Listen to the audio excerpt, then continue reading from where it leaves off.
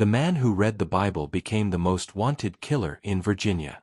Nat Turner's divine visions led to 60 deaths, nationwide panic, and laws that changed slavery forever. This is the true story of America's most controversial freedom fighter. Nathaniel Nat Turner was born into slavery on October 2, 1800, on the plantation of Benjamin Turner in Southampton County, Virginia. From his earliest days, Nat displayed qualities that set him apart from other enslaved children: an exceptional intellect, an ability to read and write that he seemed to have acquired almost miraculously, and most remarkably, what his community believed were prophetic visions and supernatural abilities. Nat's grandmother, old Bridget, was among the first to recognize his extraordinary nature. She claimed that he possessed marks on his body that, according to African tradition, indicated he was destined for great things. More significantly, Nat demonstrated an uncanny ability to describe events that had occurred before his birth, leading many in the slave community to believe he possessed mystical powers or divine insight. The young Nat Turner was deeply religious, spending countless hours reading the Bible and developing an intense, personal relationship with what he believed was God's direct communication with him. Unlike many enslaved people who found comfort in Christianity's promise of heavenly salvation, Nat interpreted biblical passages as calls to earthly action. He saw parallels between the enslaved Africans in America and the Israelites in Egypt, and he began to believe that he, like Moses, was chosen to lead his people out of bondage. Southampton County in the early 1800s was a region where slavery was deeply entrenched but also where the enslaved population significantly outnumbered whites in many areas. This demographic reality created constant anxiety among white slaveholders, who lived in perpetual fear of rebellion. The county had experienced minor slave uprisings before, and the successful Haitian Revolution, 1791 to 1804, had sent shockwaves throughout the American South, proving that enslaved people could successfully overthrow their oppressors. As Nat matured, he gained a reputation as a preacher among the enslaved population. His sermons were powerful, drawing on both Christian theology and what many believed were divine revelations. He spoke of justice, deliverance, and God's plan for the oppressed. Fellow enslaved people began to see him not just as a preacher, but as a potential leader who might guide them to freedom. Nat's religious convictions were reinforced by a series of visions he experienced throughout his 20s. He claimed to see spirits, both white and black, engaged in battle in the heavens. He interpreted these visions as signs that a great conflict was coming, a holy war in which the enslaved would rise up against their oppressors. These weren't mere dreams or fantasies. To Nat Turner, they were direct communications from God, commanding him to prepare for a divinely ordained mission. By 1830, Nat had become convinced that he was chosen by God to lead a rebellion that would free his people from bondage. He began to look for signs that would indicate the proper time to begin this holy mission. The sign came in February 1831, when a solar eclipse darkened the sky over Virginia. Nat interpreted this astronomical event as God's signal that the time for action was approaching. The solar eclipse of February 12, 1831, marked a turning point in Nat Turner's spiritual journey and revolutionary planning. As darkness fell across Southampton County in the middle of the day, Nat saw it as an unmistakable divine sign that God was ready for him to begin his mission of liberation. However, being a careful and strategic thinker, Nat didn't act immediately. Instead, he began the delicate process of recruiting followers and planning what would become one of the most significant slave rebellions in American history. Nat's approach to building his revolutionary network was methodical and deeply rooted in religious conviction. He didn't simply recruit anyone willing to fight. He sought out individuals who shared his religious fervor and could understand the spiritual dimensions of their mission. His core group of conspirators included Henry Porter, Hark Travis, Nelson Williams, and Sam Francis, men who had come to see Nat not just as a leader, but as a prophet whose visions were divinely inspired. The planning meetings took place in secret, often in the woods or in slave quarters during religious gatherings that wouldn't arouse suspicion. Nat used these meetings to share his visions and explain how their uprising was part of God's plan for justice. He described seeing white and black spirits in battle, with a message that the first should be last and the last should be first, a clear biblical reference that his followers understood as a call for the complete overthrow of the existing racial order. Throughout the spring and summer of 1831, Nat continued to receive what he believed were divine communications. He spoke of seeing drops of blood on corn and hieroglyphic characters drawn in blood on leaves in the forest. To his followers, these were not hallucinations but authentic signs from God confirming that their mission was righteous and divinely sanctioned. The final sign came on August 13, 1831, when the sun appeared to turn a bluish-green color, likely due to atmospheric conditions, but which Nat interpreted as God's final signal that the time for action had arrived. He immediately called his core conspirators together and announced that the rebellion would begin on August 21, 1831. Nat's strategy was both religious and military in nature. The rebellion would begin at dawn on Sunday, August 21, starting with the Travis family, the current owners of Nat Turner. The choice of Sunday was deliberate. It was a day when many whites would be at church or visiting neighbors, leaving plantations less guarded. The plan was to move systematically from house to house, liberating enslaved people, gathering weapons and supplies, and ultimately marching toward the county seat of Jerusalem, now Cortland, where they would seize the armory and establish a base for further operations. Unlike some other slave rebellions that relied on spontaneous uprising, Nat Turner's rebellion was carefully planned with specific objectives and strategic thinking. He understood that success would require not just violence, but the ability to maintain momentum, gather followers, and establish secure positions. Most importantly, he framed the entire enterprise as a holy war, a mission commanded by God himself to deliver his people from bondage. August 21, 1831, began quietly in Southampton County, but by sunrise, it would become one of the bloodiest days in the history of American slave rebellions.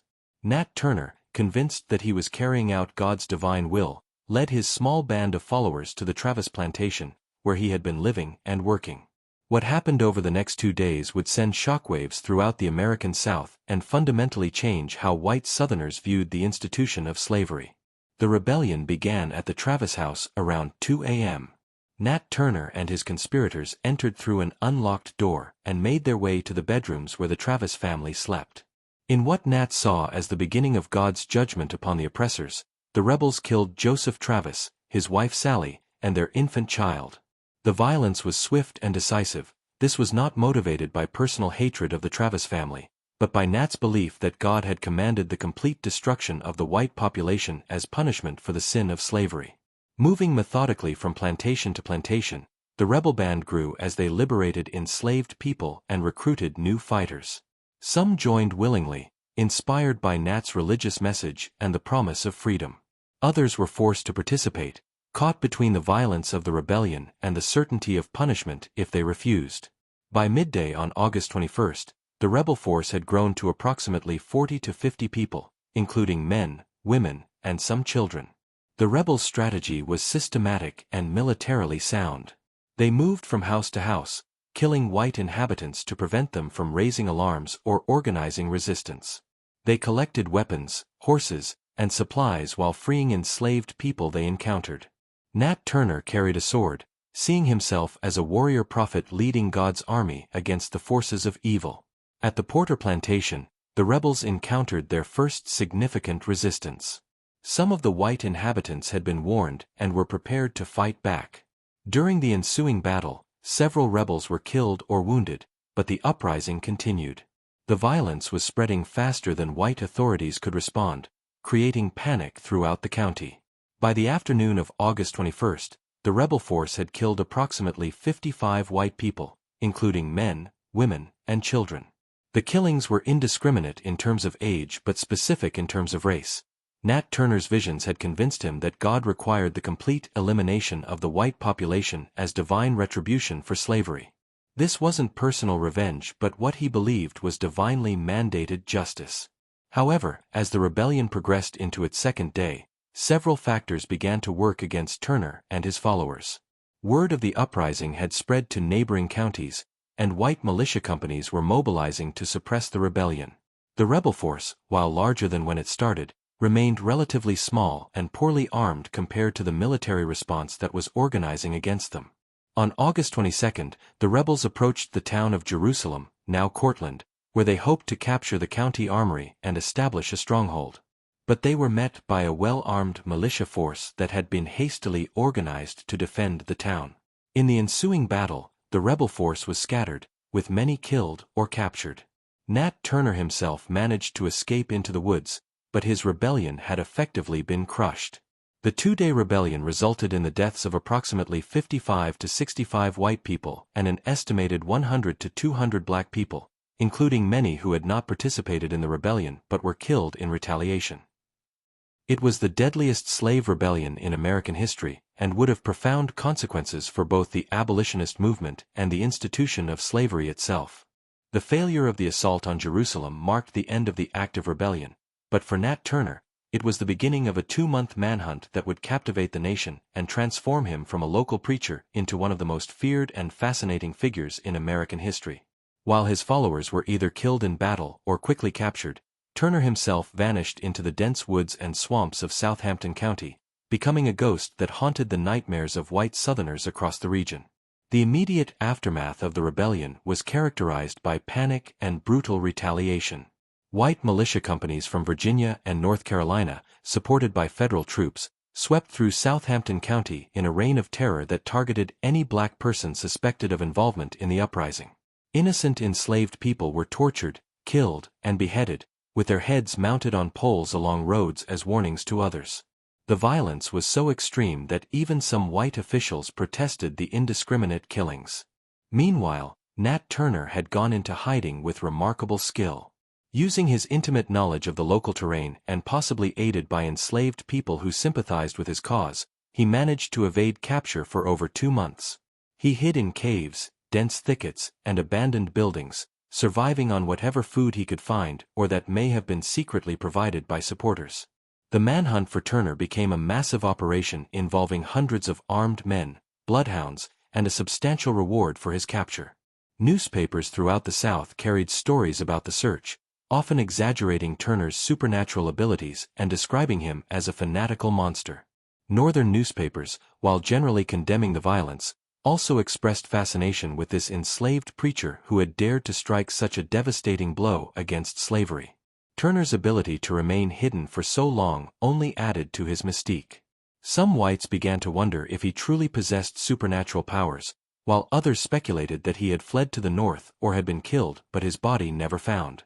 His continued freedom was deeply unsettling to white Southerners, who needed his capture to restore their sense of security and control.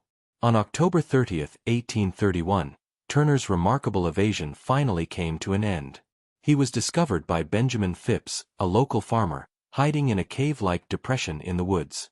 Accounts of his capture vary, but most suggest that Turner surrendered without resistance, perhaps exhausted by months of hiding or resigned to what he saw as God's will.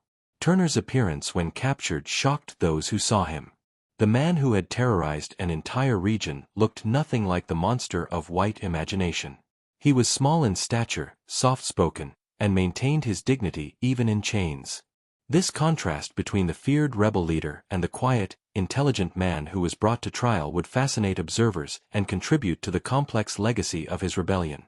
When asked about his motivations and whether he regretted his actions, Turner remained unrepentant. He continued to insist that he had been acting on God's direct orders and that his rebellion was part of a divine plan for justice. This unwavering conviction, maintained even in the face of certain death, impressed even some of his captors and would become a central part of his historical legend. Nat Turner's trial began on November 5, 1831, in Jerusalem, Virginia, now Cortland, and it was unlike any legal proceeding Southampton County had ever witnessed. The courtroom was packed with curious onlookers, journalists, and officials who had come to see the man whose rebellion had shaken the very foundations of Southern society. Turner faced charges of conspiracy and insurrection, crimes that carried the death penalty. During his brief trial, Turner was represented by court-appointed attorneys who mounted little defense, as the evidence of his leadership of the rebellion was overwhelming. More fascinating than the legal proceedings was Turner's own demeanor and testimony. He remained calm, dignified, and utterly convinced that his actions had been divinely inspired. When asked if he regretted the rebellion, Turner replied that he did not, maintaining that he had been carrying out God's will. The most historically significant aspect of the trial period was Turner's detailed confession, recorded by local attorney Thomas R. Gray. Over several days, Gray interviewed Turner extensively, producing The Confessions of Nat Turner, a document that provides our most complete account of Turner's motivations, planning, and religious beliefs. In these confessions, Turner described his visions, explained his interpretation of divine signs, and provided a methodical account of the rebellion itself. Turner's execution was set for November 11, 1831. Even as he faced death, he showed no remorse for his actions, continuing to maintain that he had been following God's commands. On the day of his execution, hundreds of people gathered to witness the hanging of the man who had led the most successful slave rebellion in American history. Turner went to his death with the same quiet dignity he had maintained throughout his trial.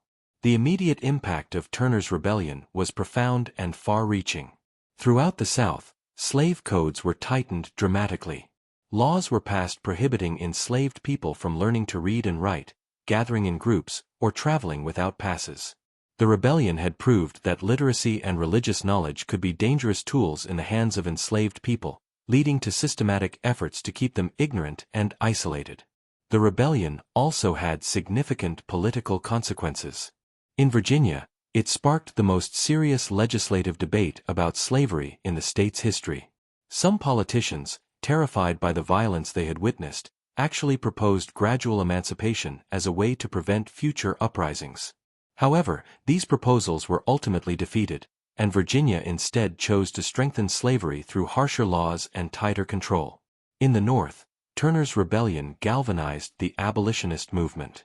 While most abolitionists condemned the violence, they used the rebellion as evidence that slavery was inherently unstable and immoral. The rebellion demonstrated that enslaved people were not content with their bondage and would resort to extreme measures to gain their freedom. Turner's legacy has been complex and contested throughout American history. In the antebellum period, he was generally portrayed in the South as a fanatical monster and in the North as either a tragic figure driven to extremes by oppression or a heroic freedom fighter. During the Civil Rights era, Turner was reclaimed by some as an early black nationalist hero who was willing to use violence in the struggle for liberation. Modern historians have struggled to balance Turner's undeniable courage and commitment to freedom with the horrific violence of his rebellion, which included the killing of children and other innocent people. Some see him as a complex figure whose religious fanaticism led to necessary but tragic violence, while others view him as a terrorist whose methods cannot be justified regardless of his motives. What is undeniable is that Nat Turner's rebellion marked a turning point in American history. It proved that slavery could not be maintained through paternalistic control alone, but required constant vigilance and violence. It demonstrated that enslaved people were capable of sophisticated planning and organized resistance. Most importantly, it showed that the institution of slavery contained within itself the seeds of its own violent destruction. Nat Turner died believing he was a prophet who had carried out God's will. Whether one views him as a religious fanatic, a freedom fighter, or a complex figure shaped by the brutalities of slavery, his rebellion remains one of the most significant acts of resistance in American history. His legacy continues to challenge us to grapple with the relationship between oppression, violence, and the struggle for human dignity and freedom.